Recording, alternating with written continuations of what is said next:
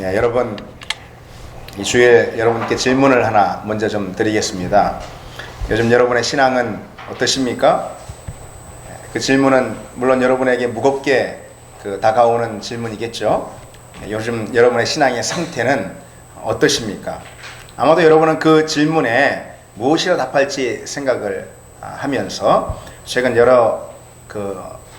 여러분의 그 신앙의 모습들에 대해서 아마 떠올릴지 모르겠습니다. 주일날 교회는 잘 나오고 있는가? 그리고 또 말씀은 잘 묵상하고 그리고 또 잘 읽고 있느냐? 아니면은 뭐 전도는 열심히 하고 있는가? 뭐 그런 여러분의 신앙의 여러 모습들에 대해서 아마 머릿속으로 점검을 하고 계시는지 모르겠습니다. 그러나 우리의 신앙의 상태를 가장 잘 보여주는 가늠자는 그 무엇보다도 기도의 상태입니다.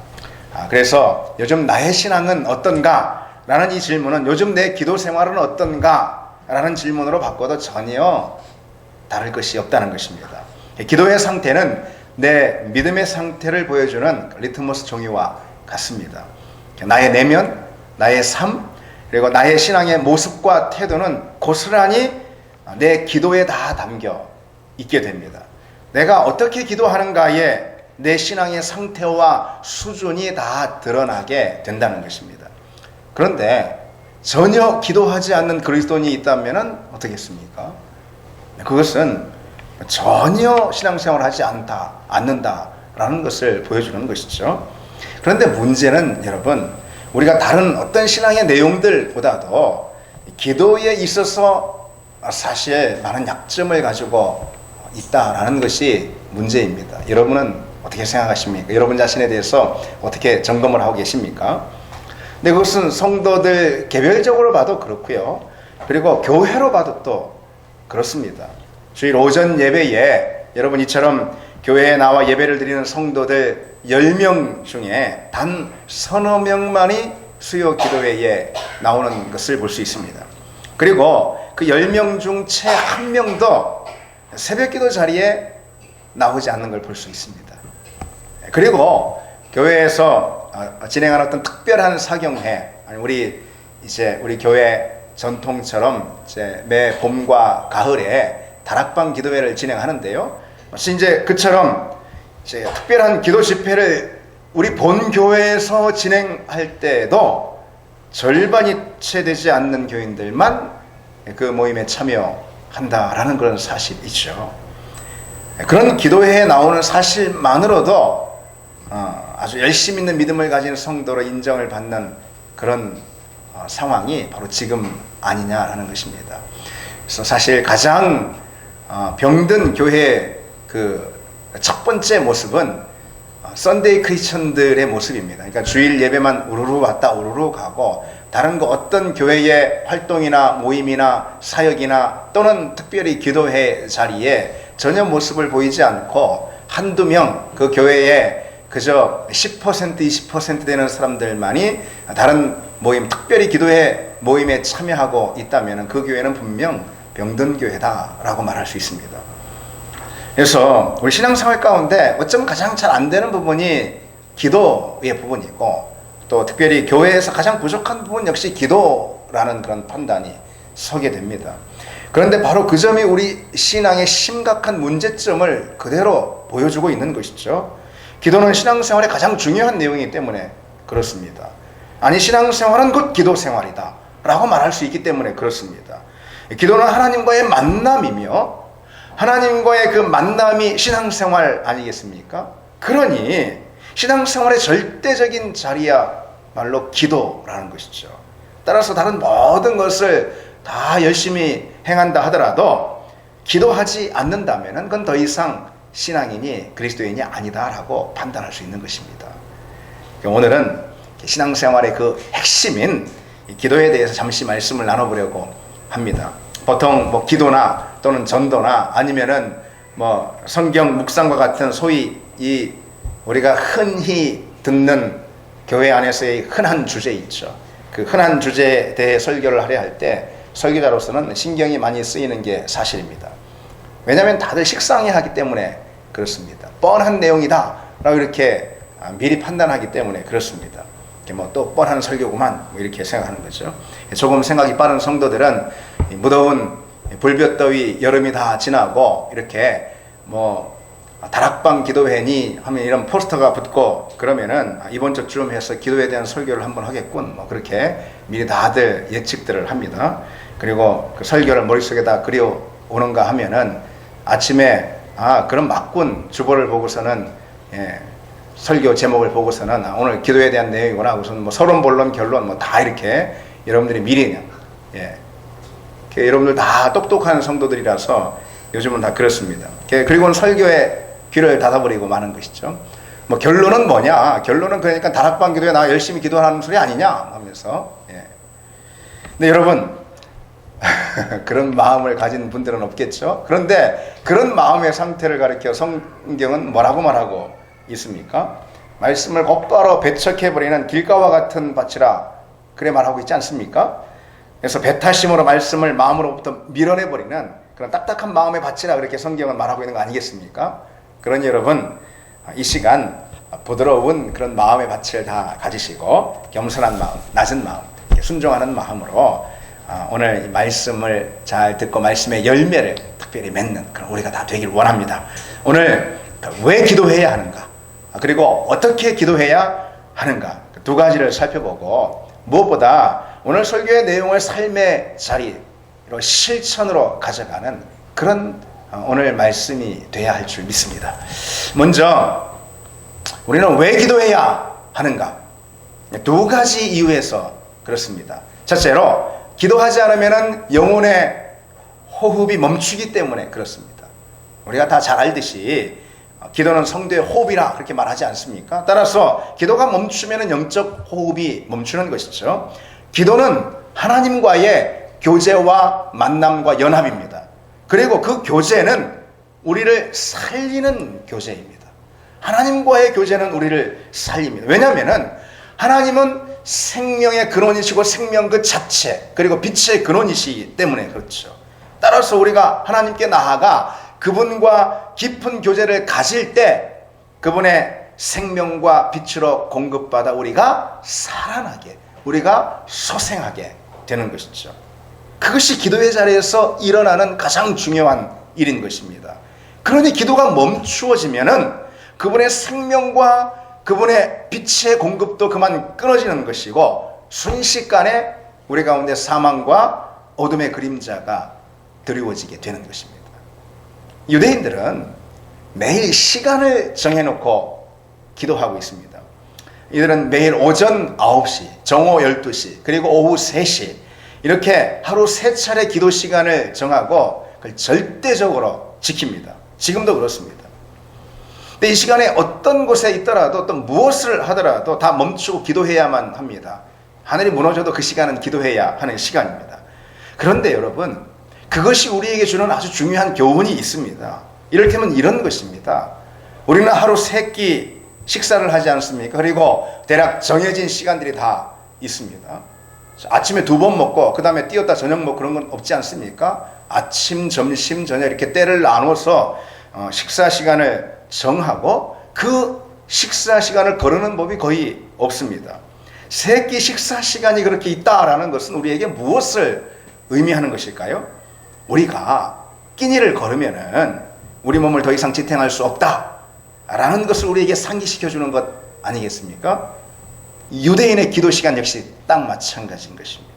마치 반드시 챙겨야 하는 그 세대 식사 시간처럼 그렇게 기도 시간이 꼭 그렇게 정해져 있는 것입니다. 걸을 수 없습니다.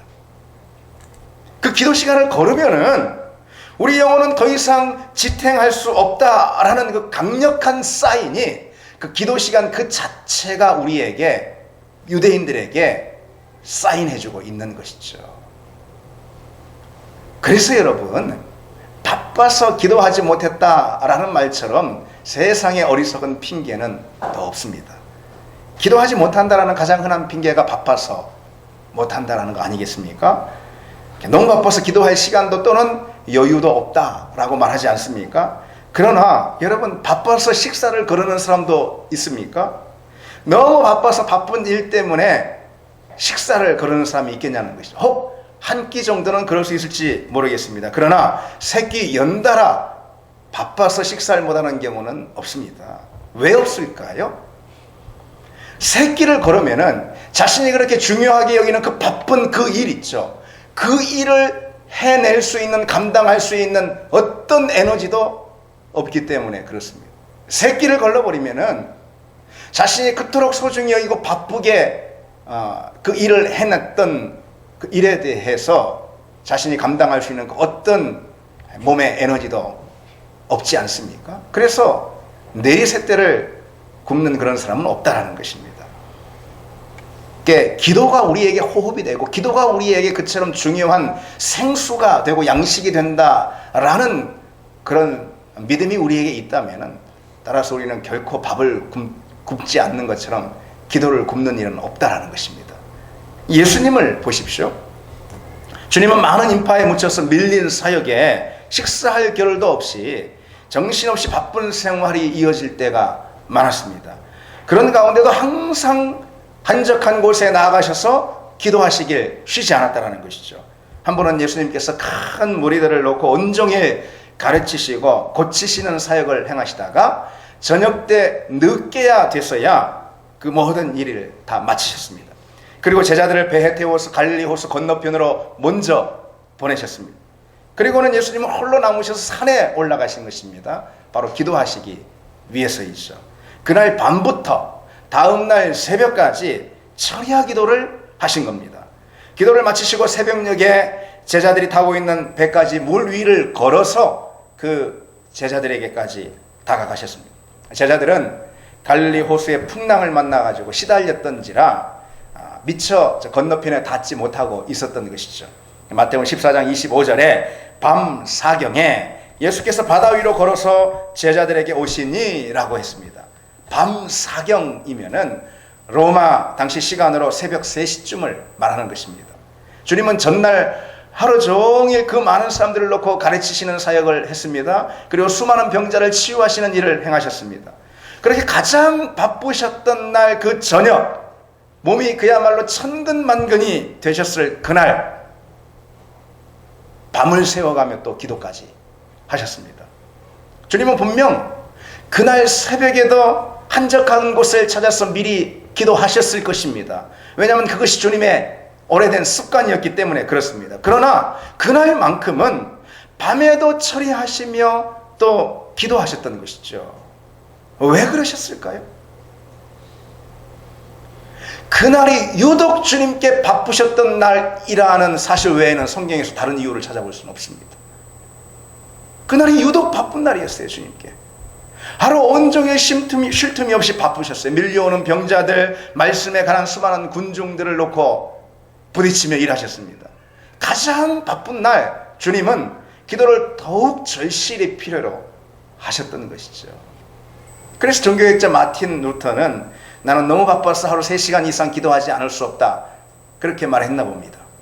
여러분, 바쁜 걸음을 걸을수록 호흡을 더 크게 해야 하는 것 아니겠습니까?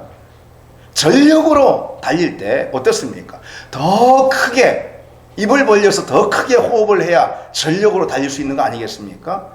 폐를 크게 팽창시켜서 빠르고 거칠게 호흡을 해야 그만큼 힘있게 달려갈 수가 있는 것입니다. 영적인 호흡도 마찬가지라는 것이죠. 시간에 쫓길 때 그리고 바쁠 때일수록 영혼의 호흡인 기도 역시 더 많이 더 세게 해야 된다는 것입니다. 그래야 우리 인생의 모든 중요하고 바쁜 일들을 다 감당할 수 있는, 우리 인생을 달리듯 살 수 있다는 것입니다. 그래야 살 수 있는 것입니다. 여러분, 기도하지 않으면 영혼의 호흡이 멈춘다는 이 사실을 기억하기 바랍니다. 기도해야 하는 두 번째 이유가 있습니다. 왜 기도해야 하는가? 기도하지 않으면 신앙생활에 피로가 쌓이기 때문에 그렇습니다. 기도의 성자 P.T. 포사이스는 기도는 큼직한 날개와 같다. 날개 때문에 체중이 증가하지만 그것이 있기에 날 수 있다 말했습니다. 때로 기도는 신앙생활의 부담과 짐으로 여겨질 때가 있죠. 특히 오늘처럼 기도합시다라는 그런 설교를 들을 때면 더 그렇습니다. 그러나 분명한 것은 기도는 우리 믿음을 높이 날게 해주는 날개와 같다라는 것입니다. 날개가 부담이 되어서 날개를 떼어버리려는 그런 새는 없지 않습니까? 날개 때문에 몸집이 커지지만 날개가 크면 클수록 그 몸은 더 큰 자유를 얻게 되는 법이죠. 기도가 우리 그리스도인에게 주는 자유 역시 마찬가지라는 것입니다. 기도는 더 많이 하면 할수록 우리 시간과 에너지를 뺏어가는 것이 결코 아닌 것입니다. 그런 사단의 속임에 넘어가지 않는 우리가 되기를 원합니다. 기도는 하면 할수록 우리 시간과 에너지를 뺏어가는 것이 아니라, 우리가 피곤해지는 것이 아니라 우리 삶에 더 큰 자유와 능력을 주는 줄 믿습니다. 기도하지 않는 사람은요, 기도를 통해 얻게 되는 하나님의 능력과 기도를 통해서 경험하게 되는 하나님의 일하심에 대해서 거의 아는 바가 없어요. 그러니까 모든 것을 다 자기가 자기 힘으로 해내려고 하는 것입니다. 그 결과 인간적인 생각 이상 그 무엇도 할 수 없게 될 뿐만 아니라 자꾸만 인생의 피곤을 느끼게 되는 것입니다. 신앙생활이란 하나님께서 내 삶 가운데 무엇을 행하시는가 보는 것입니다. 하나님께서 내 삶 가운데 행하시는 일과 능력을 맛보는 것, 그것이 신앙생활인 것이죠. 근데 그런 경험을 전혀 할 수 없게 하는 것, 기도하지 않는 것입니다. 한마디로 기도하지 않으면은 믿음의 능력을 잃어버리게 되고 결국은 자기가 모든 것을 하려 하기 때문에 금세 피곤해 지친다는 것입니다. 마가복음 9장에 보면은 제자들이 귀신 들린 아이를 고치지 못하는 그런 장면이 나옵니다. 그때 예수님께서 그 아이의 병을 고쳐주십니다. 그리고 제자들이 주님께 묻습니다. 우리는 어찌하여 능히 이 일을 행하지 못하였습니까? 그때 주님께서 대답하시죠. 기도 외에 다른 어떤 것으로도 이런 종류가 날 수 없다. 기도만이 능력이다. 기도만이 신앙의 믿음의 능력이다라는 것을 강조한 거 아니겠습니까? 그래서 기도하지 않는 사람은 계속해서 스스로 분주할 뿐 신앙생활의 실제적인 열매는 결코 거둘 수 없게 되는 것이고 피로만 쌓이게 되는 것입니다. 이사야 40장 30절 31절 우리 잘 아는 말씀, 소년이라도 피곤하며 곤비하며 장정이라도 넘어지며 쓰러지되 오직 여호와를 앙망하는 자는 새 힘을 얻으리니 독수리가 날개쳐 올라감 같을 것이요 다른 박질하여도 곤비하지 아니하겠고 걸어가도 피곤하지 아니하리로다 그랬습니다.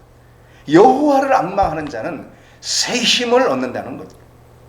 독수리의 날개짓처럼 힘있고 강하다라는 것입니다. 그 삶이 인생의 다름질에도 결국 곤비치 않다라는 것이죠. 신앙의 걸음에도 피곤을 모른다는 것입니다. 누가요? 여호와를 앙망하는 자가. 여호와를 앙망하는 자는 누구입니까? 기도하는 사람 아니겠습니까? 여러분 어떻습니까? 인생이 늘 피곤하다고 하는 사람은 기도하지 않고 있음을 반증하는 것입니다.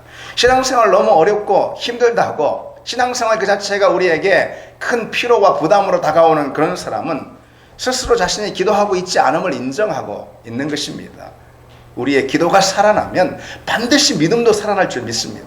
우리 기도가 살아나면은 우리 인생도 날아오를 줄 믿습니다. 여러분 그 사실을 꼭 기억하시기 바랍니다. 우리는 종종 피곤하다고 기도하지 않습니다. 그러나 진짜 나의 피로가 누적되는 원인이 기도하지 않기 때문이라는 생각은 왜 하지 못하는 것입니까? 진실은 이것입니다. 기도하지 않으니까 삶이 자꾸 피곤한 거예요. 피곤해서 기도하지 못하는 것이 아닙니다. 기도하지 않으니까 인생이 삶이 자꾸 피로가 누적되는 것입니다. 그리고 신앙생활은 부담이 되는 것입니다. 그리고 그처럼 피곤하니까 더 기도하지 않게 되는 것이죠. 그리고 더 기도하지 않으니까 더더욱 피곤해지는 것입니다. 무엇입니까? 세상에서 가장 끔찍한 악순환을 말하는 거 아니겠습니까? 이제 그 악순환의 고리를 끊어버리는 여러분 되길 바랍니다. 기도하지 않는 것이 사실 피로의 원인이기 때문에 기도하면 그 악순환의 고리가 끊어질 줄 믿습니다. 여러분 왜 기도해야 한다 했습니까?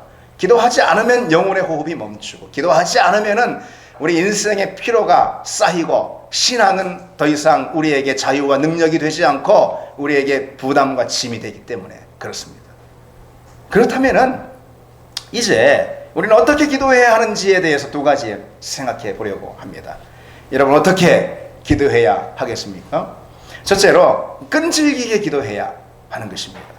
오늘 본문에 모든 기도와 간구를 하되 항상 성령 안에서 기도하고 이를 위하여 깨어 구하기를 항상 힘쓰며 깨어 구하기를 항상 힘쓰며 그랬습니다. 여기서 항상 힘쓰며라는 것은 끝까지 참으면서라는 뜻입니다. 기도는 끝까지 참으면서, 다시 말해서 끈질기게 하는 거다라는 것이죠. 그리스도인에게 3대 거짓말이 있다고 합니다. 전도해도 전도가 안 된다. 그 다음에 말씀 읽어도 전혀 이해가 잘 안 된다. 그 다음에 기도해도 응답이 없다. 3대 거짓말입니다. 실상은 무엇입니까? 전도 제대로 해보지도 않고 전도 안 된다고 하는 거 아닙니까? 그렇죠? 말씀 훈련 제대로 받지도 않고 말씀이 잘 이해가 안 돼, 말씀이 뭐 어렵다 이렇게 말하는 거 아니겠습니까? 마찬가지입니다. 기도 제대로 하지 않고 응답이 안 된다고 말하는 것입니다. 3대 거짓말입니다. 물론 비록 제가 한 말이지만은 참으로 맞는 말입니다. 여러분, 기도다운 기도는요, 끈질긴 기도인 거예요. 그래서 기도해 봤는데 응답이 안 된다, 그거 아닌 거예요. 끈질긴 기도가 기도다운 기도인 것입니다. 그리고 그런 끈질긴 기도는 반드시 응답을 동반하게 되어 있습니다.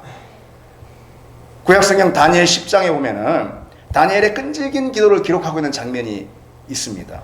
페르시아 왕 고레스가 통치할 때 다니엘은 포로로 잡혀간 민족의 운명을 탄식하며 티그리스 강가에 나아가 하나님께 간절히 부르짖고 있습니다. 하나님이여, 이 민족의 운명을 내게 가르쳐 주시옵소서. 하나님의 뜻이 어디 있는지 내게 말씀해 주시옵소서. 그렇게 그 동료들과 함께 금식하며 기도했는데 한 주간 동안 간절히 기도해도 아무 응답이 없는 것입니다. 하나님의 반응의 기미가 보이지 않습니다. 그러나 그런 끈질기게 2주째 이어서 계속 기도했습니다. 그래도 아무 응답이 없습니다. 그래서 다른 동료들은 다 낙심해서 뒤로 다 물러가 버렸습니다. 그러나 다니엘만큼은 계속해서 3주째 그 강가에 홀로 남아서 주님 앞에 간절히 매달리며 기도했던 것입니다. 하나님, 내 민족의 운명이 어떻게 됩니다? 어떻게 됩니까? 하나님의 뜻을 내게 밝히 말씀해 주시옵소서. 그렇게 19일이 지나도록 기도는 응답될 기미가 보이지 않습니다. 수문할째 기도해도 아무 일도 아무 응답도 없는데 20하루가 되자 갑자기 광채 가운데 하나님의 소식을 전하는 천사의 손이 다니엘을 따뜻하게 감쌉니다. 그리고 다니엘의 떨리는 손과 무릎을 일으켜 세우며 그 천사가 말합니다. 하나님께 지극히 사랑받는 너 다니엘아, 내가 기도할 때 첫날에 너의 기도가 이미 하나님께 상달되었다.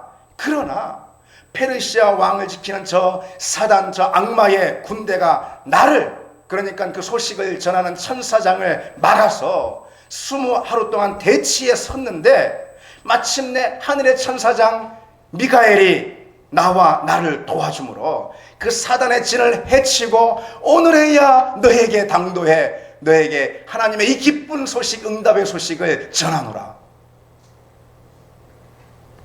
여러분, 기도의 세계에서 그와 같은 일이 있다는 것이 놀랍지 않습니까?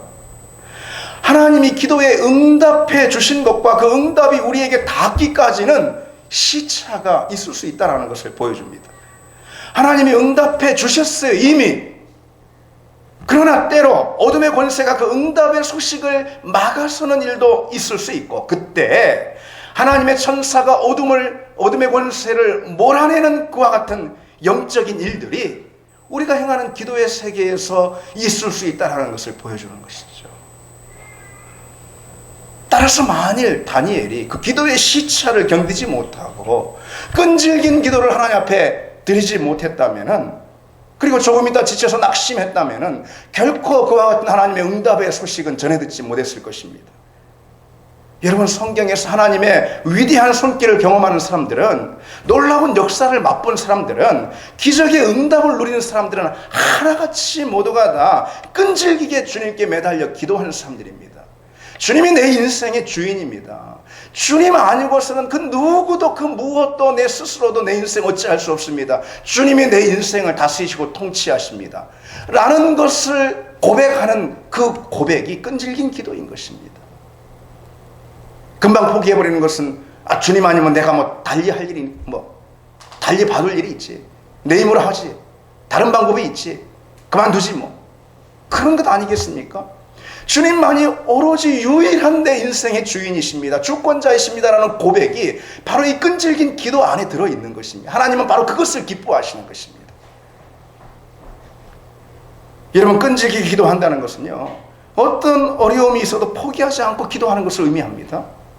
인생의 문제를 놓고 기도의 제목들을 놓고 기도할 때 결코 낙심하지 않고 또 물러서지 않고 하는 그 기도를 가리켜서 끈질긴 기도라 하는 것입니다.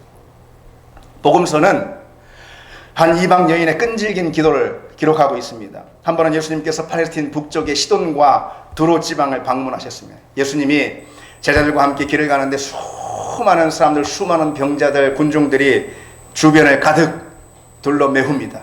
그때 한 여인이 저만치 와서 예수님께 고함을 치며 부르짖는 것입니다. 다윗의 자손이여, 나를 불쌍히 여기소서. 내 딸이 흉하게 귀신 들렸나이다.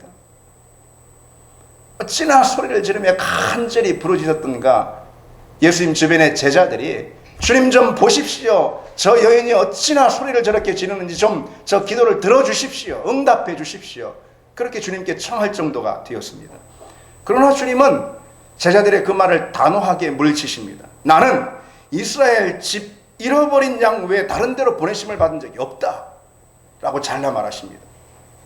주님이 십자가에 달려 죽으시기 전이기 때문에 아직 이방인을 위한 때가 오지 않았다라는 것을 의미하는 그런 말씀입니다. 그러나 여자는 사람들을 해치고 또 제자들을 해치고 나와서 주님의 길을 딱 막고 서서는 절을 한번 하고 주님께 다시 한번 간절히 구합니다. 주여, 나를 도우소서. 내 딸을 불쌍히 여기소서. 그때 주님께서 다시 이런 냉정한 태도로 말씀하십니다. 자녀의 떡을 취하여 개들에게 던짐이 마땅치 않다. 여러분, 누구도 이런 말을 듣고선 더 이상 그 간청을 이어갈 사람은 없을 것입니다. 여러분이라면 어떻게 하시겠습니까? 그러나 이 여인은 어떻게 반응했습니까? 주여, 주님 말씀이 옳습니다. 옳소이다마는 개들도 제 주인의 상에서 떨어지는 부스러기는 먹는 법 아닙니까? 이 여인의 간청하는 그 기도에 주님께서 놀라시고 여자여, 내 믿음이 크도다. 내 소원을 이루었다 말씀해 주십니다. 여러분, 성경에 왜 이런 이야기가 기록되어 있을까요? 주님을 만난 수많은 사람들 가운데 왜 더군다나 이방 여인에 대한 바로 이 기록이 성경에 들어가 있을까요? 우리의 기도는 난관을 만날 수 있음을 보여주는 것 아니겠습니까? 그리고 기도 응답이란 그 어려움과 난관에도 포기하지 않고 결코 물러서지 않을 때 주어지는 것임을 오늘 본문은 우리에게 가르쳐주고 있는 것입니다. 끈질긴 기도는 어떤 어려움과 난관에도 포기하지 않는 기도임을 말해주는 것이고 바로 그런 끈질긴 기도만이 응답을 수반할 수 있다는 것을 보여주는 것입니다. 오늘 여인이 주님께로부터 믿음이 크다, 내 믿음이 크다라는 칭찬을 듣지 않았습니까? 이것은 주님께로부터 들을 수 있는 둘도 없는 칭찬인 것입니다. 그런데 무엇 때문에 내 믿음이 크다라는 칭찬을 들었을까요? 끈질긴 기도 때문에 그랬죠. 그 끈질긴 기도 때문에 믿음이 크다라는 칭찬을 들었습니다. 여러분, 큰 믿음은 무엇입니까? 끈질긴 기도인 것입니다. 누가 큰 믿음의 사람입니까? 끈질기게 기도하는 사람이 큰 믿음의 사람인 것입니다. 또한 끈질기게 기도한다는 것은 모든 난관과 어려움을 해치고 기도하는 것, 그리고 또 하나 끈질기게 기도한다는 것은 오래 기도하는 것을 의미합니다. 오래 기도하는 것이 끈질기게 기도하는 거예요. 아마도 우리나라 130년의 한국교회 역사 가운데 가장 존경을 받을 만한 인물을 꼽으라면 단연 가나안 농군학교를 설립한 김용기 장로님이 될 것입니다. 무엇보다 김용기 장로님은 기도의 사람이었습니다. 그는 강원도 원주에 세운 가나안 농군학교에 작은 쪽방 같은 구국 기도실을 만들어 놓고 그곳에서 매일 오전 2시간 그리고 매일 오후 또 2시간씩 기도했습니다. 저 쪽방 같은 기도실에서요. 그리고 오랜 그 기도가 끝난 다음에 그 구국 기도실을 박차고 나와서 세상을 향해 큰 소리로 외쳤습니다. 조국이여 안심하라. 그래서 실제로 저 사진에 보이는 그대로입니다. 저곳에 들어가서 한 사람 들어가면 될까 말까한 자, 아치형으로 김용기 장로님의 외침이 그대로 써 있습니다. 조국이여 안심하라. 여러분이 얼마나 멋진 말입니까? 하루 4시간 오랜 동안 끈질긴 기도를 한 사람은 그와 같이 천하를 향해 조국을 향해 안심하라 내가 기도했다 라고 외칠 수 있는 담력을 갖게 되는 것입니다. 우리는 4시간은 못해도 여러분 30분은 해야 되지 않겠습니까? 여러분 하루에 매일 30분은 기도해야 하지 않겠습니까? 그때 비로소 우리는 이렇게 외칠 수 있는 것입니다. 가족들이 안심하라, 교회에 오늘 안심하라, 내가 기도했다, 그래 외칠 수가 있는 것 아니겠습니까? 여러분, 이제 새벽에 나오셔가지고 30분씩 여기서 기도하시고 저 복도 엘리베이터 옆에서 그렇게 한마디씩 외치시고 돌아가시기 바랍니다. 그럼 여러분의 가정이 여러분의 기도의 보호의 장막 안에 있을 줄 믿습니다. 그렇게 되면 우리 교회가 또 이 지역이 되게 많은 영혼들이 여러분의 기도의 기도의 우산 아래 있을 줄 믿습니다. 여러분, 그 아름다운 시도를 해보시기 바랍니다. 둘째로, 우리 어떻게 기도해야 하는가? 끈질기게 기도해야 한다 그랬습니다. 그리고 꾸준히 기도해야 하는 것입니다. 그래서 우리는 기도하는 것 주제도 별로 좋아하지 않지만은 기도를 어떻게 해야 하느냐? 끈질기게, 그리고 꾸준히, 둘 다 매우 우리가 별로 좋아하지 않는 말이 나왔습니다. 네, 기도 앞에 붙어야 할 마땅한 부사는 끈질기게, 그리고 꾸준히인 것입니다. 오늘 본문에 모든 기도와 간구를 하되 항상 성령 안에서 그랬습니다. 깨어 구하기를 그랬습니다. 그래서 항상 성령 안에서 기도하고, 이건 언제나 멈춤 없이 기도하는 걸 말하는 것이죠. 데살로니가전서 5장 17절 우리 잘 아는 말씀이죠. 쉬지 말고 기도하라. 기도를 쉬지 말라는 것이죠. 무엇을 하든 중요한 것은요, 꾸준함입니다. 그렇죠?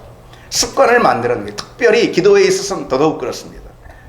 기도가 습관화된 사람에게서 볼 수 있는 중요한 특징들은요, 기도를 멈추면은 당황해야 합니다. 기도가 어쨌든 무슨 이유든 기도가 멈춰지면은 기도가 습관화된 그 사람은 당황해서 뭘 해야 될지 모르는, 그야말로 여러분들 말대로, 청년들 말대로 멘붕이 오는 것입니다. 그것이 습관화된 기도의 삶을 사는 사람들의 특징인 것입니다. 근데 여러분 어떻습니까? 기도를 멈추었을 때 여러분 멘붕이 오시면 뭘 해야 될지 모르십니까? 혹시 그 반대 아니겠습니까? 워낙 기도의 습관이 안 들었기 때문에 하루 일과 가운데 어쩌다 기도가 끼어드는 순간이 있으면은 멘붕이 오는 것입니다. 피곤해서 어쩔 줄 뭘 해야 될지 모르는 것입니다. 우리 삶을 어떻게 질서를 잡을지 모르는 것이죠. 습관의 기도, 체질의 기도가 중요한 이유가 거기에 있습니다. 사실 우리 중 누구라도 기도를 습관으로 만들고 싶어 하지 않는 사람은 없을 것입니다. 그런 열망으로 때로 우리는 이와 같이 기도에 대해서 우리가 집중하자라는 이런 새로운 계절을 맞았을 때 우리는 전에 하지 않던 그런 기도의 고삐를 바짝 줄 때가 있지 않습니까? 그런데 곧 몇 날 못 가가지고 포기하기가 다반사죠. 왜 그렇습니까? 운동을 생각해 보면은 우리가 금방 이해가 됩니다.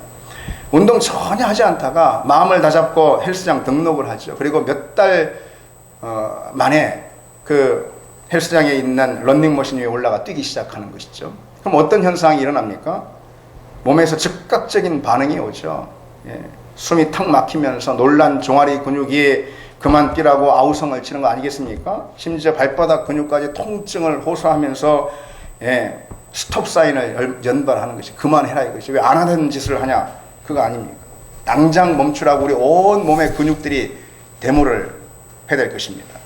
기도도 그렇습니다. 거의 하지 않다가, 아니면 찔끔찔끔 무슨 특별 기도나 아니면은 긴급 기도 제목이 있을 때만 하다가 마음을 다잡고 이제 시간을 내서 꾸준히 습관으로 내가 기도를 해야 되겠다. 내 삶에 내가 이것을 뿌리내려야 하겠다. 그러면은 평소의 습관이 용납해주지 않는 거예요. 그것을. 평소 습관, 기도하지 않던 그 습관이 기도의 습관을 용납하지 않고 강력한 저항이 있게 됩니다. 육신의 시간표에 길들어진 그 습관이 놀라가지고 아우성을 치면서 그런 낯선 행동을 당장 멈추라고 말하는 거 아니겠습니까? 근데 여러분, 이 시점에서 우리가 다시 운동을 한번 생각해 보십시오. 처음 운동을 시작하고 며칠 동안 온몸에 근육이 퉁퉁 붓고 아프면서 근육이 당기고 운동을 멈추고 싶은 마음이 많이 드는 것이죠. 근데 거기서 멈춰서는 안 되는 것 아니겠습니까? 거기서 힘을 조금 내서 아프더라도 힘들더라도 운동을 좀 더 밀고 가면은, 그러면은 어느 순간부터 우리는 운동의 매력에 빠지게 되고, 오히려 운동을 쉬는 날이면은 몸이 찌뿌둥하게 되는 그런 경험을, 그런 느낌을 갖게 됩니다. 그런 현상을 가리켜서 러너스 하이라 그렇게 말합니다. 러너스 하이는 마라톤 경기에서 선수가 느끼는 그런 달리기 도취감, 달리기 쾌감을 말합니다. 마라톤 경기를 하는 선수는요, 지구력의 한계를 느끼고 숨이 차오르는 그런 극심한 고통을 느끼는 그런 때가, 그런 시점이 있다는 거예요. 바로 데드 포인트, 사점, 그러니까 죽을 만한 시점이라는 것이죠. 그런데요, 거기서 포기해버리면 안 되는 거예요. 우리 몸은 이미 다 지칠 대로 지쳤지만은 사실 우리는 더 할 수가 있다는 것입니다. 그래서 포기하지 않고 계속 더 달리면은 그 고통을 극복하고, 갑자기 어느 순간 머리가 맑아지면서 몸이 가뿐해지고 상쾌한 기분이 드는데, 그걸 가리켜서 운동선수들이 흔히 경험하는 러너스 하이라 그렇게 말합니다. 그때가 되면 오히려 더 달릴 수 있고 더 달릴 수 있는 욕구가 생긴다는 것입니다.